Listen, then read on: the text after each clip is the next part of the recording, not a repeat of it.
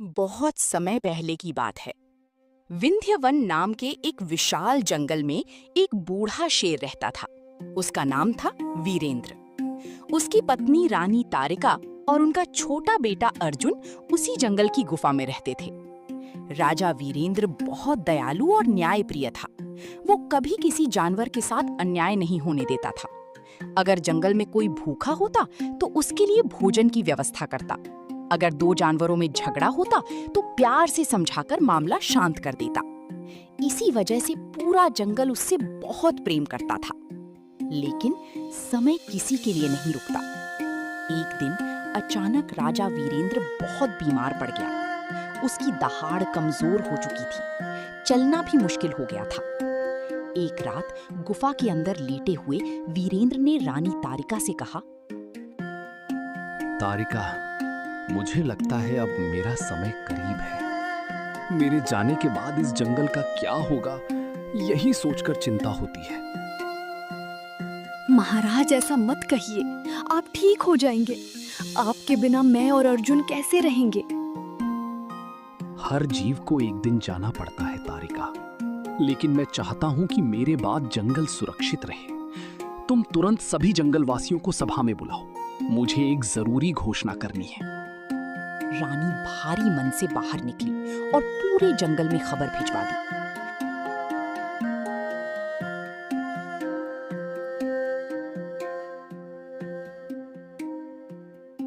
अगले दिन विशाल बरगद के नीचे सभा लगी। हाथी, भालू, हिरण, बंदर, खरगोश सभी जानवर वहां मौजूद थे। भीड़ के बीच एक चालाक सियार भी खड़ा था। उसका नाम था कालक। वो बाहर से मीठी बातें करता था, लेकिन अंदर से बेहद लालची और धूर्त था। उसे हमेशा जंगल की सत्ता पाने की लालसा रहती थी।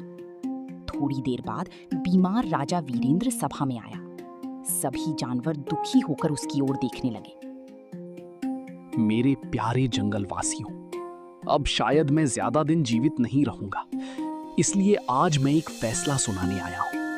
मेरे बाद इस जंगल की रानी तारिका होगी। सभा में फुसफुसाहट होने लगी। तभी कालक सियार आगे आया। महाराज, ये कैसा फैसला है? राजा तो हमेशा शेर ही बनता है।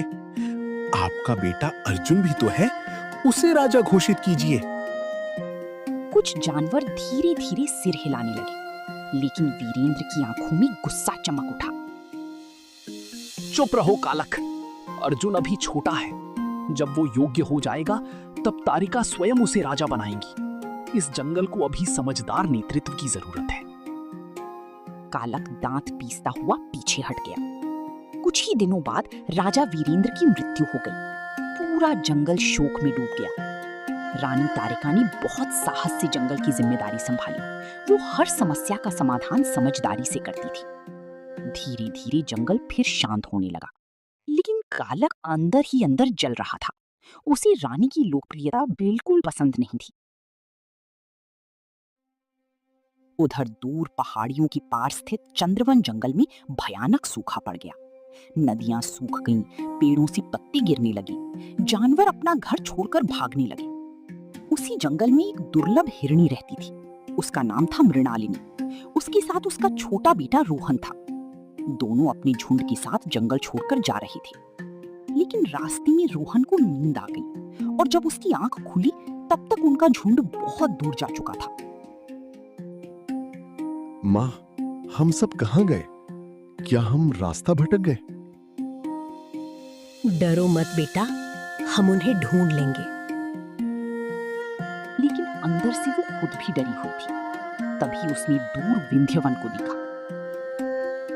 मैंने सुना है इस जंगल की रानी बहुत दयालु है। शायद वो हमारी मदद करे। उन्हें क्या पता था कि झाड़ियों के पीछे कालक उनकी बातें सुन रहा था। हिरणी को देखकर उसके मुंह में पानी आ गया। वो बाहर आने ही वाला था। तभी वहां जंगल का सेनापति भालू भीमराव पहुंच गया। कौन हो तुम? तुम दोनों इस जंगल के नहीं लगते। मृणालिनी ने सारी बात बता दी। इसका फैसला रानी करेंगी। चलो मेरे साथ।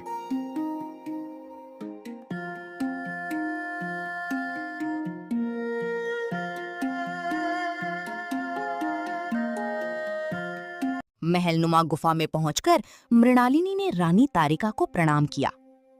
रानी उसकी सुंदरता देखकर चौंक गई।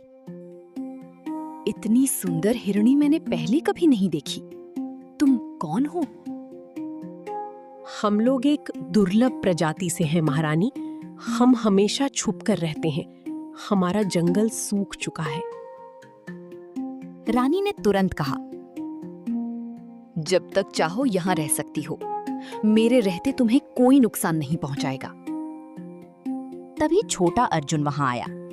उसने रोहन को देखा और तुरंत उसके साथ खेलने लगा। दोनों हंसते कूदते जंगल में दौड़ने लगे। रानी मुस्कुराई। लगता है हमारी दोस्ती अब परिवार जैसी हो जाएगी। दिन बीतते गए। अर्जुन और रोहन गहरे दोस्त बन गए। दोनों साथ खेलते, नदी में कूदते, जंगल घूमते। लेकिन ये दोस्ती कालक को बिल्कुल पसंद नहीं थी। अगर मैं इन दोनों दोस्तों को दुश्मन बना दूं, तो पूरा जंगल टूट जाएगा। उसने षड्यंत्र रचना शुरू कर दिया। कुछ साल बीत गए। अर्जुन अब जवान और ताकतवर शेर बन चुका था। रोहन भी तेज और बुद्धिमान हिरण बन गया था। एक रात मृणालिनी रानी तारिका के पास आई। महारानी, मुझे अपने झुंड के संकेत मिले हैं। मैं उन्हें ढूंढने जा रही हूँ। चिंता मत करो, रोहन मेरे बेटे जैसा है। मृणालिनी मुस्कुराई। फिर वो रानी के कान में धीरे से कुछ मंत्र बोलकर चली गई। असल में मृणालिनी और उसका कबीला जादुई हिरन थे। उनके मंत्र से गहरी नींद आती थी। उस रात रानी गहरी नींद में सो गई। अगली सुबह कालक गुफा में पहुंचा।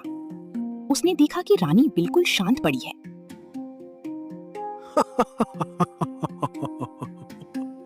लगता है रानी मर चुकी है। अब खेल शुरू होगा। वो तुरंत अर्जुन के पास गया।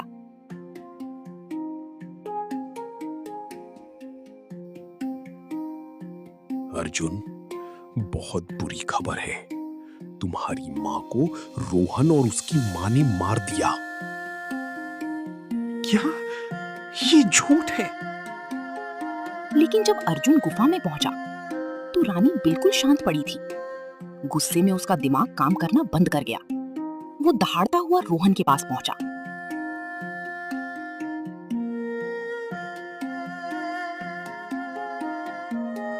धोखेबाज, तुमने मेरी माँ को मार डाला। नहीं अर्जुन, मैं ऐसा कभी नहीं कर सकता। तभी कालक भी वहां पहुंच गया। अगर वे निर्दोष है तो उनकी माँ कहाँ गई? अब बाकी जानवर भी रोहन पर शक करने लगे। भीमराव भी गुस्से में बोला, रोहन, तुम्हारी माँ गायब है। ये तुम्हारे खिलाफ सबसे बड़ा सबूत है।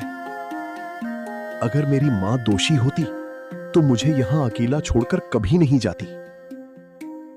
लेकिन गुस्से में किसी ने उसकी बात नहीं सुनी। अर्जुन छलांग लगाने ही वाला था, तभी अचानक गुफा के अंदर से जोरदार दहाड़ गूंजी।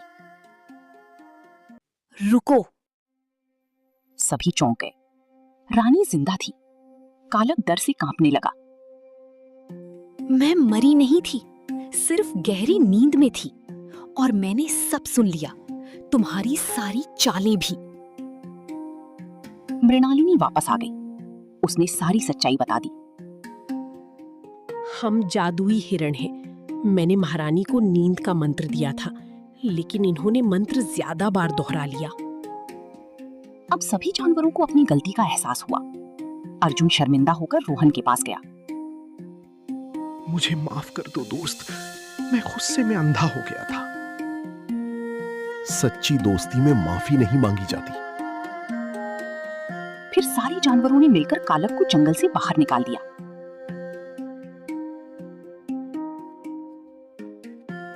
विदा लेते समय रोहन की आंखें नम थी। मैं तुम्हें कभी नहीं भूलूंगा अर्जुन। हमारी दोस्ती हमेशा रहेगी।